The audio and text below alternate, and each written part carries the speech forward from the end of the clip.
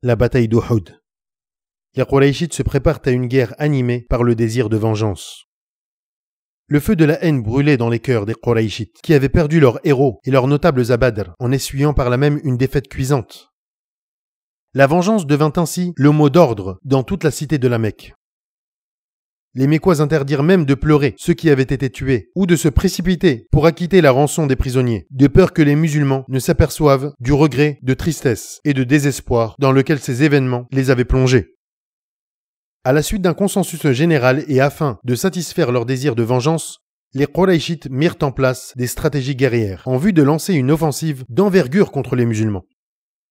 Parmi les plus enthousiastes pour engager une nouvelle bataille, il y avait Ikrima ibn Abi Jahl, Safwan ibn Umayya, Abu Sufyan ibn Harb et Abdullah ibn Abi Rabi'a. Il fut aussi décidé que les profits commerciaux de la caravane d'Abu Sufyan, celle qui avait échappé aux musulmans avant la bataille de Badr, qui équivalait à 1000 chameaux et 50 000 dinars, soient consacrés à fournir l'équipement de l'armée. Le noble Coran fait allusion à cette décision dans les termes suivants. إن الذين كفروا ينفقون أموالهم ليصدوا عن سبيل الله فسينفقونها ثم تكون عليهم حسرة ثم يغلبون والذين كفروا إلى جهنم يحشرون. Ceux qui ne croient pas dépensent leurs biens pour éloigner les gens du sentier de Dieu. Or, après les avoir dépensés, ils seront pour eux un objet de regret. Puis ils seront vaincus. Coran, Sourate 8, verset 36. Des émissaires furent dépêchés auprès de toutes les tribus afin qu'elles se liguent avec les Qurayshites contre la foi nouvelle.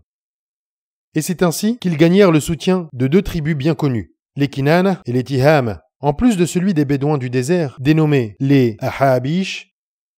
Les Qurayshites recouraient aussi à d'autres moyens de lutter contre l'islam, comme par exemple le paiement de poètes, afin qu'ils suscitent la haine des musulmans chez les autres tribus.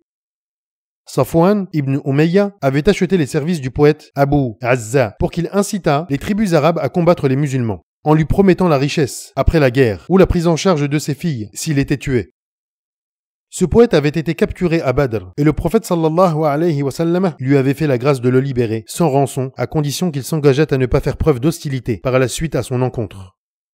Un autre poète, Musafi' ibn Abd Manaf, fut choisi pour la même mission.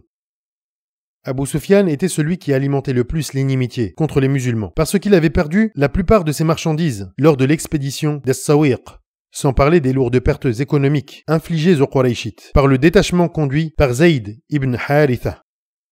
À cause de ces revers successifs, les Qurayshites accélérèrent leurs préparatifs en vue d'engager une bataille décisive contre les musulmans. La vidéo est maintenant terminée. Si son contenu vous a plu, je vous invite à vous abonner à ma chaîne et à activer la petite cloche des notifications pour que les nouveautés vous parviennent. Que la paix soit sur vous.